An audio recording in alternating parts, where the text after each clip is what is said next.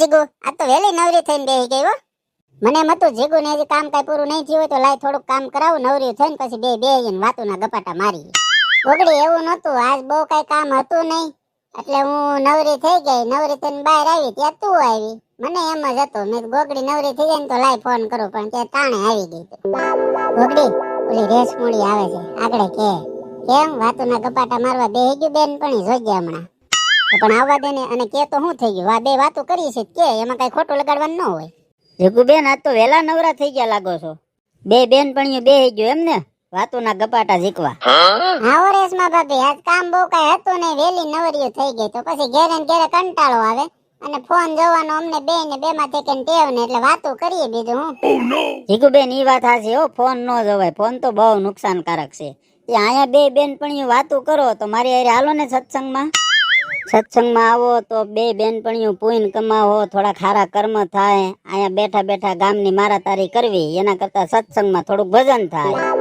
રેશમા ભાભી એ વાત સાચી, પણ અમે બે બેનપણીઓ અહીં બેઠી હોય ને તો અમે ગામની કોઈની મારા તારી ન કરીએ, અમે અમારી જ વાતો કરીએ. અને પુણ્ય તો છે ને જુવાનીમાં ઘણું કમાઈ લીધું, હવે ક્યાં પુણ્ય કમાઈને જાવું છે. હવે તમારી જેમ ઉંમર થાય તે પાછી પુણ્ય કમાવા જાવું સત્સંગમાં ભજનમાં બધે. અત્યારે તો હવે જુવાની ગઈ, જુવાનીમાં થોડું ઘણું જે કઈ નાગલા પૂજવાનું તો એ પૂજા. અત્યારે મોજ શોખ ની જિંદગી જીવી લેવી, ગડપણમાં તો પાછું પુણ્ય કમાવાનું જ છે. અને રેશમા ભાભી અમારે બે માંથી એક ને ટેવ નહીં કે ઓલિયોની વાતો કરવી ને ઓલિયોની વાતો કરવી, અમે હુવાણની જ વાતો કરતી હોય. અમને ગામની ઘોડે છે ને મારા તારી કરતા ન આવડે. કઈ વાંધો નહીં જીગુ બેન, તમ તારે બેહો બે બેનપણીઓ. મારે હવે ટાઈમ થઈ ગયો છે, હું તો જાઉં છું સત્સંગમાં. તો પછી ટાઈમ થઈ ગયો છે તે નીકળ નહીં, મેં ક્યાં તને ઊભી રાખી હતી. રેશમુડી ગામની પંચાયતમાં ઉસી આવે ને સત્સંગની દીકરીઓ થાય. પંચાયત કરવા અહીં પોતે ઊભી રહી ગઈ, પાછું અમને કે ગામના ગપાટા કરવા ગામની વાતો કરવી. સાના મુની તું સત્સંગમાં જાશો તો હાલતી થા ને.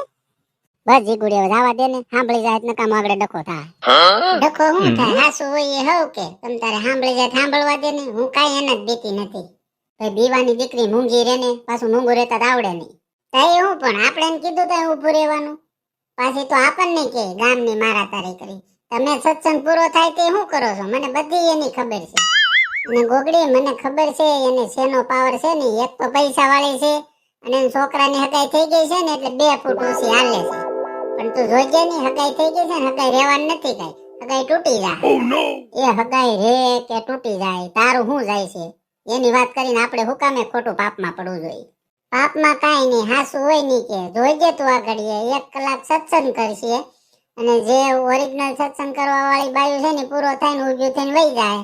અને આ 5-6 ડોચ્યું એવી છે ને વાય બીજો 1 કલાક સત્સંગ કરશે એમાં મારા તારી રાખશે.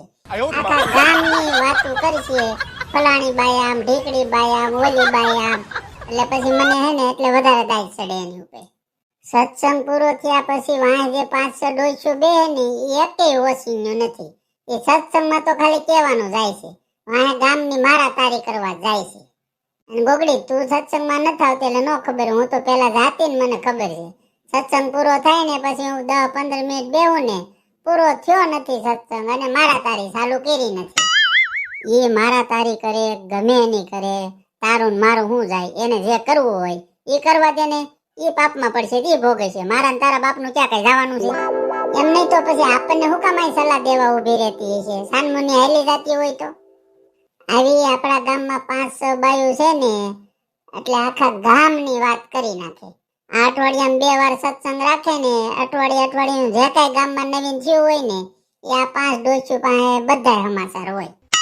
ઈ કરે ઈ આપણે હું લેવા દેવા. તું પાછી ગમે એ વાત પકડી લે ને તને મેકવામાં જ ખબર નથી પડતી, એટલે હું તારાથી કંટાળું છું. આમ પાછી ગામના મોઢે એમ કે તમે કોઈની મારા તારી ન કરી. આ કયું નહીં તો રેશમા ભાભીની 5 ડોચ્યું વાંહે પડી છો. હવે તારે એ વાત મેકવી છે કે હું ઘેરે જાઉં? ભાઈ તું બહુ હોશિયારની દીકરી, દાટી મારશો ઘેરે જવાનું, જાવું જ જા ને.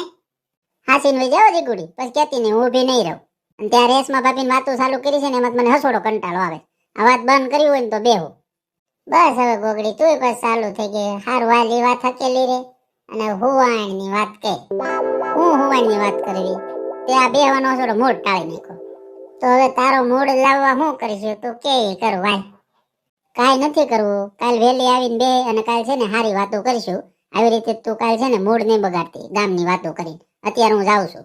હવે બેહવાનો મારો હસોળો મૂડ નથી.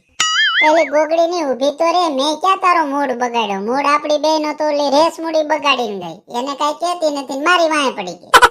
હાલો દોસ્તો, આવજો. મારે હવે કામ છે તો હું વિડીયોને એન્ડ કરું છું. વિડીયો સારો લાગ્યો હોય તો લાઈક કરજો, શેર કરજો.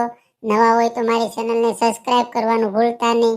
પ્લીઝ દોસ્તો, વિડીયો સારો લાગે તો બધા લોકો સુધી શેર કરજો. આવજો બધા.